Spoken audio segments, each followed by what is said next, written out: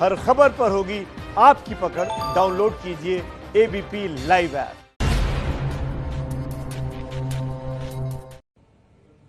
नमस्कार, आप देख रहे हैं एबीपी न्यूज। मैं हूं आपके साथ शोभना यादव। लव जिहाद के फसाद में फंसने वालों को अब आजादी मिलने वाली है। देश के कई राज्यों में कानून बनाने की तैयारी चल रही है। शुरुआत मध्य प्रदेश से हुई थी और अब सबसे बड़े सूबे उत्तर प्रदेश ने भी लव जिहाद को रोकने वाले कड़े कानून का मसौदा तैयार कर लिया है। लेकिन कानून का मसौदा सामने आने से उत्तर प्रदेश में विपक्ष से लेकर धर्मगुरु तक योगी सरकार के सामने खड़े हो गए हैं। सियासत भी खूब चल रही है, लेकिन सरकार का जवाब है कि यह सब हाईकोर्ट के आदेश के बाद हुआ है। कानून का प्रस्ताव और उस पर होने वाली राजनीति पर बनी हमारी ये रिपोर्ट देखिए। पहले प्यार, फिर धोखा और फिर धर्म परिवर्तन की धमकी। देश में ये रोजाना की बात हो गई है और आज भी नोएडा में ऐसा ही एक मामला सामने आया है, जब साहिल खान नाम के एक शख्स ने साहिल सिंह बनकर एक लड़की से दोस्ती बढ़ाई और फिर धर्म का सच छिपाकर शादी भी रचा ली। लेकिन अब धर्म के नाम पर ऐसे जालसाजों पर नकेल कसने की तैयारी हो चुकी है। यूपी में भी योगी सरकार ने लव जिहाद के खिलाफ कानून लाने की तैयारी कर ली है। कानून का मसौदा भी तैयार हो चुका है और सरकार के गृह विभाग ने कानून विभाग को प्रस्ताव भी भेज दिया है। कानून सख्त होगा और वो तमाम प्रावधान होंगे जिनके तहत शादी के नाम पर धर्म परिवर्तन वाली धोखाधड़ी पर रोक लगाई जा सके। इस फैसले पर सियासत भी खूब हो रही है, वो आपको दिखाएंगे। पहले जानिए आने वाले कानून में लव जिहाद पर अंकुश लगाने के लिए क्या प्रावधान होंगे। सिर्फ शादी के लिए धर्म परिवर्तन को अपराध माना जाएगा। लव जिहाद कानून में 5 से 7 साल की सजा का प्रावधान होगा। अलग धर्म में शादी पर लालच, ब्लैकमेलिंग की जांच होगी। लव जिहाद की शिकायत रिश्तेदार ही कर सकते हैं। दोषी साबित होने पर जेल के साथ साथ आर्थिक दंड भी लगेगा। के खिलाफ सख्ती की आवश्यकता है। उत्तर प्रदेश के हमारे मुख्यमंत्री योगी आदित्यनाथ जी की अगुवाई में सरकार इस विषय को लेकर गंभीर है और सख्त कानून या जल्दी ही उत्तर प्रदेश के अंदर भी बनकर तैयार हो। कानून की मंशा है कि किसी को धर्म के नाम पर धोखा न मिले, लेकिन उत्तर प्रदेश में इसे लेकर सत्ता पक्ष और विपक्ष में सियासत भी शुरू हो गई है। हमारे उत्तर प्रदेश में ये नहीं चलेगा कि आप मिशन के तहत, लव जिहाद के तहत बच्चियों को बहला फुसलाकर और उनको धर्म परिवर्तन कराएं या आप अपने मिशन का पार्ट बनाएं। तो इस तरह से मैं बताना चाहता हूं वो जिहादी लोगों को भी जो इस तरह का जिहाद कर रहे हैं, उनके लिए भी तय है, उनके लिए एक संदेश है कि हम कड़ा कानून बना रहे हैं और उनको भी जेल में डालने का काम करेंगे। उन बच्चियों को सुरक्षित करने का काम करेंगे जिनको लव जिहाद में फंसाकर उनका धर्म परिवर्तन किया जा रहा था। हिंदुस्तान के अंदर में कोई व्यक्ति चाहे किसी भी जाति धर्म का हो, अगर अपनी पहचान छुपा के किसी महिला के साथ संबंध बनाता है, उससे दोस्ती करता है, उसको धोखा देता है, तो क्राइम कहलाता है। इसमें उसको सजा मिलनी चाहिए और कानून में अच्छा प्रावधान भी होना चाहिए। लेकिन भारतीय जनता पार्टी उस महिला को न्याय दिलाने में तो कम, लेकिन उसका राजनीतिकरण करने में ज्यादा विश्वास रखती है। समाज के अंदर में उसका राजनीतिक रूप रंग देने में ज्यादा विश्वास रखती है। ये हिंदुस्तान के समाज के लिए चिंता का विषय है। समाजवादी पार्टी बीजेपी पर कानून के जरिए राजनीतिक फायदा उठाने का आरोप लगा रही है, तो शिया धर्मगुरु का आरोप है कि ये सब सिर्फ एक धर्म को टारगेट करने के इरादे से किया जा रहा है। अब लव जिहाद के नाम के ऊपर अगर खास तौर से किसी मसलक को, किसी फिरके को टारगेट किया जा रहा है, तो मेरे ख्याल से ये बिल्कुल गलत है। इसलिए कि कानून बनाते वक्त किसी समुदाय को पेश नजर रखना मेरे ख्याल से ये बिल्कुल दुरुस्त नहीं है। लव जिहाद पर विरोध की राजनीति और कानून लाने के पीछे की नीयत पर सवाल के बीच योगी सरकार ने कोर्ट के आदेश का हवाला भी दिया है। सरकार के मंत्री कह रहे हैं कि हाईकोर्ट ने भी लव जिहाद पर टिप्पणी की थी, इसीलिए योगी सरकार ने लव जिहाद के खिलाफ कानून लाने की दिशा में कदम उठाया है। ये टिप्पणी कोर्ट के माध्यम से आई थी, लव जिहाद पे कानून होना चाहिए। तो हमारे मुख्यमंत्री जी ने, योगी आदित्यनाथ जी ने विशेष रूप से कहा था कि कानून सख्त से सख्त उत्तर प्रदेश सरकार लेकर आएगी। उस दिशा में काम हो रहा है और जब काम हो रहा है तो उसको हम लोग बहुत जल्दी लेकर आएंगे। 23 सितंबर को इलाहाबाद हाईकोर्ट का लव जिहाद पर अहम आदेश आया था। हाईकोर्ट ने कहा सिर्फ शादी के लिए धर्म परिवर्तन जायज नहीं। अदालत ने विपरीत धर्म के जोड़े की याचिका को खारिज कर दिया। अगर वे सुधरे नहीं तो राम नाम सत्य है की यात्रा अब निकलने वाली है। सरकार की दलील है कि कोर्ट के आदेश के बाद ही योगी सरकार कानून ला रही है और मसौदा कानून विभाग के पास पहुंचा भी दिया गया है।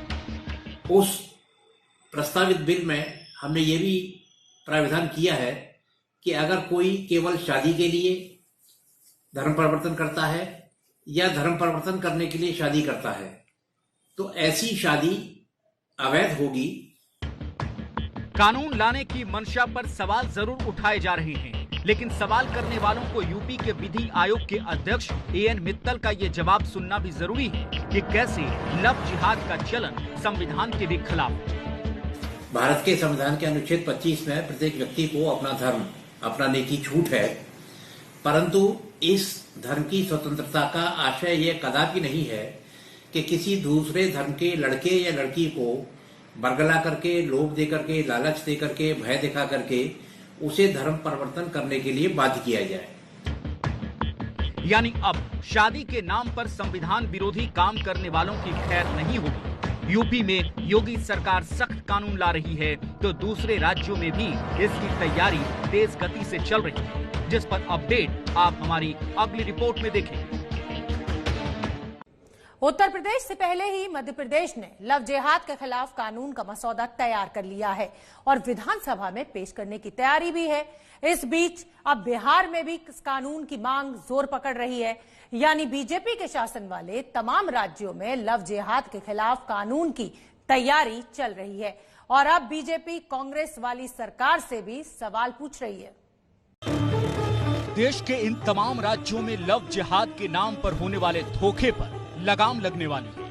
ये सभी राज्य बीजेपी या एनडीए के शासन वाले हैं, जहां अब लव जिहाद का जारी रहना मुश्किल होगा। एमपी ने यूपी से भी पहले कानून का प्रस्ताव विधानसभा में लाने की तैयारी कर ली है। खट्टर सरकार भी लव जिहाद के खिलाफ कानून लाने का ऐलान कर चुकी है। हिमाचल प्रदेश और कर्नाटक भी कानून लाने के संकेत दिए हैं। तो सत्ता में वापसी के कुछ ही दिनों बाद बिहार में गिरिराज सिंह ने लव जिहाद के खिलाफ कानून की मांग कर दी।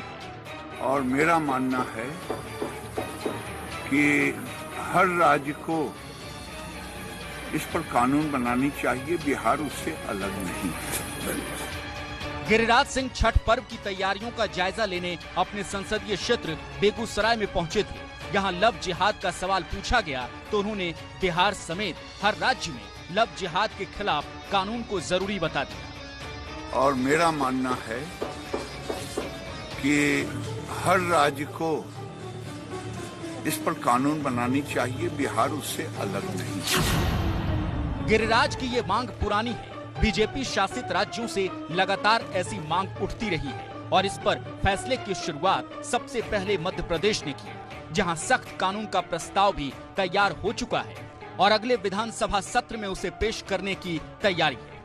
और इसमें हम तय कर रहे हैं कि जो प्रलोभन और बहकावा, फ्रॉड, बलपूर्वक शादी और धर्मांतरण कराने पर 5 साल का कठोर कारावास, शादी के लिए धर्मांतरण करने वाले व्यक्ति अथवा उसका धर्मांतरण करने वाले धार्मिक व्यक्ति को जिला दंडाधिकारी को 1 माह पहले सूचना दिया जाना आवश्यक होगा।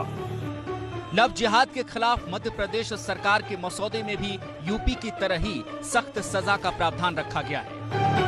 लव जिहाद पर गैर जमानती धाराओं में केस दर्ज होगा। लव जिहाद पर 5 साल के कठोर कारावास की सजा होगी। सहयोग करने वाला भी मुख्य आरोपी की तरह अपराधी होगा।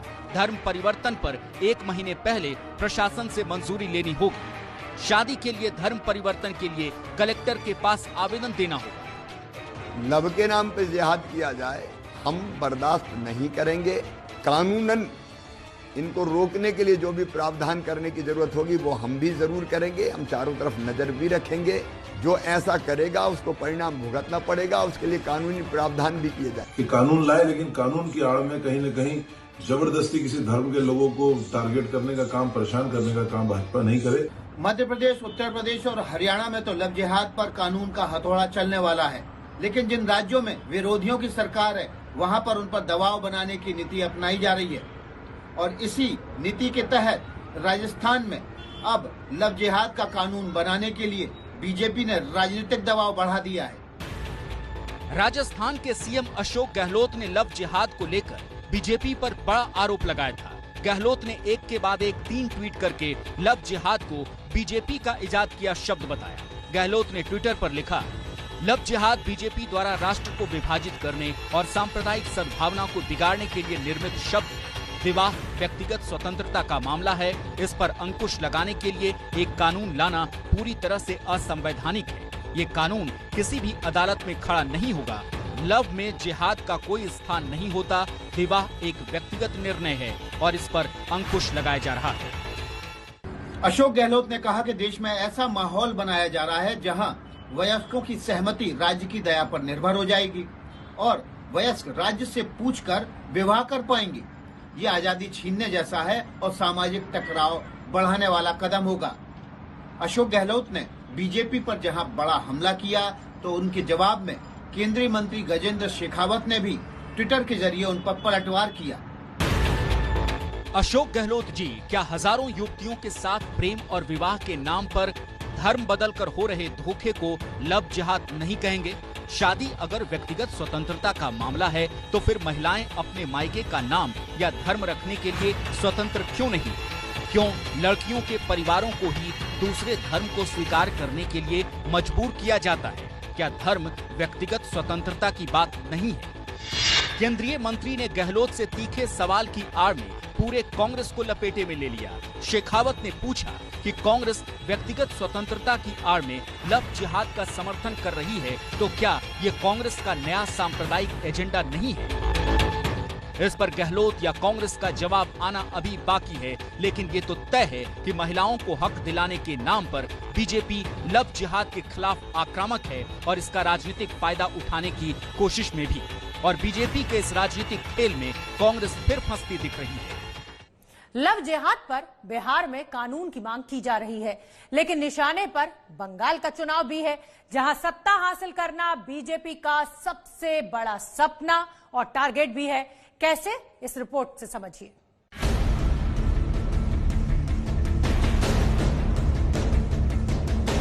उत्तर प्रदेश, मध्य प्रदेश और हरियाणा बीजेपी शासित उत्तर भारत के ये वो 3 राज्य हैं जो लव जिहाद को लेकर आक्रामक हैं। और ये आक्रामकता ऐसे वक्त पर दिख रही है जब सामने 5 राज्यों के विधानसभा चुनाव हैं और सबसे खास चुनाव पश्चिम बंगाल में होने वाला है।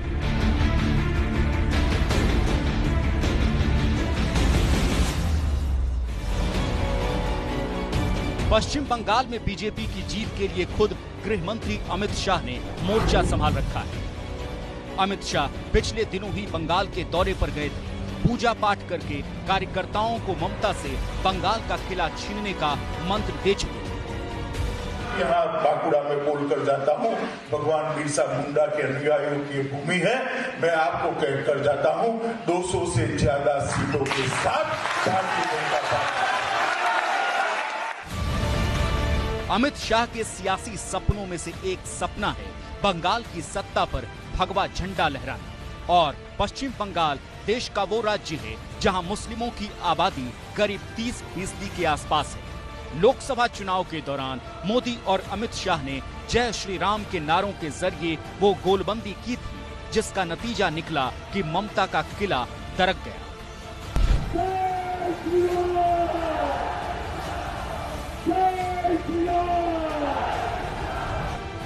लोकसभा चुनाव के दौरान ममता बनर्जी जय श्री राम का नारा सुनकर गुस्सा हो जाती थी।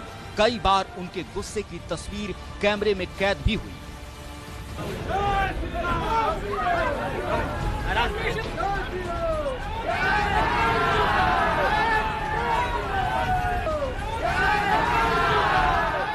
ममता बनर्जी जितना गुस्सा करती, नरेंद्र मोदी और अमित शाह चुनावी रैली में उतने ही जोर से जय श्री राम का जयकारे लगाते। देखते ही देखते इस जयकारे की गूंज पूरी पश्चिम बंगाल में इस कदर गूंजी कि 42 में से 18 सीटों पर बीजेपी ने धमाकेदार जीत दर्ज कर ली। तब यह माना जा रहा था कि भगवान राम के नाम पर वोटों में ध्रुवीकरण हुआ और ममता बनर्जी को राम के नाम पर गुस्सा करना भारी पड़ा। अब बीजेपी रणनीतिक तौर पर एक कदम आगे बढ़ते हुए लव जिहाद को बंगाल से बाहर उछालने में लगी है, ताकि इसकी गूंज चुनाव तक बंगाल की गलियों में सुनाई दे। पश्चिम बंगाल में मुस्लिम आबादी करीब 27% से ज्यादा है। 125 सीटों पर मुस्लिमों का दबदबा है। 2016 से टीएमसी को 90 सीटों पर जीत मिली थी। मालदा, मुर्शिदाबाद और उत्तर दिनाजपुर जिले में मुस्लिमों की आबादी 50% और उससे भी ज्यादा है। और ये वो जिले हैं जो बिहार के सीमांचल इलाके की सीमा से लगते हैं और इसी सीमांचल में ओवैसी की पार्टी मजबूती के साथ उभरी है। कुल मिलाकर राजनीति ये है कि बीजेपी राजनीतिक और रणनीतिक दोनों तरीकों से बंगाल का किला जीतने की तैयारी में जुटी है। मध्य प्रदेश में अभी दोबारा लॉकडाउन की कोई योजना नहीं। शिवराज सरकार ने सफाई दी है। अधिकारियों के साथ बैठक के बाद शिवराज सिंह ने यह बड़ा ऐलान किया, मध्य प्रदेश में नहीं लगेगा दोबारा लॉकडाउन। बड़ी खबर इस समय की। पहले खबर यह आ रही थी कि मध्य प्रदेश में बढ़ते हुए कोरोना के मामलों को देखते हुए सरकार विचार कर रही है, लेकिन अब खबर यह आई है शिवराज सिंह चौहान ने ऐलान किया कि कोई लॉकडाउन नहीं लगेगा।